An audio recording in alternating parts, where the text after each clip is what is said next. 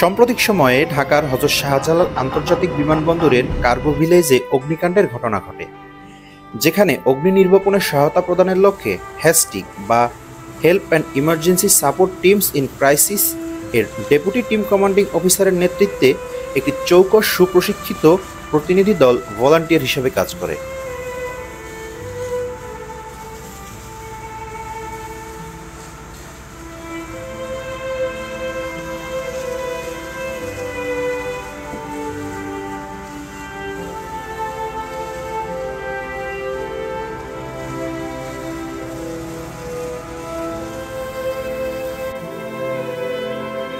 Fire সার্ভিসের পক্ষ হতে ফায়ার সার্ভিস পল্লবী স্টেশনের senior station officer AKM Raihanul Ashraf Hossain এই কাজের সমন্বয় করেন।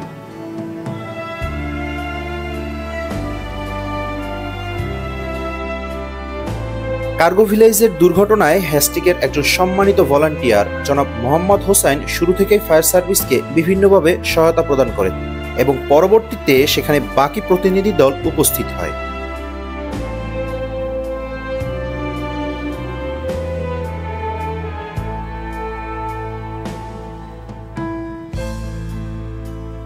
Help and emergency support teams in crisis একটি অরাজনৈতিক অলাভজনক স্বেচ্ছাসেবী প্রতিষ্ঠান, যাদের মূল মন্ত্র হল সচেতনতা, প্রতিরোধ এবং উত্তরণ, যারা দেশের বিভিন্ন ক্রাইসিস মোমেন্টে স্বেচ্ছাসেবক হিসেবে দেশকে সেবা প্রদান করে থাকে।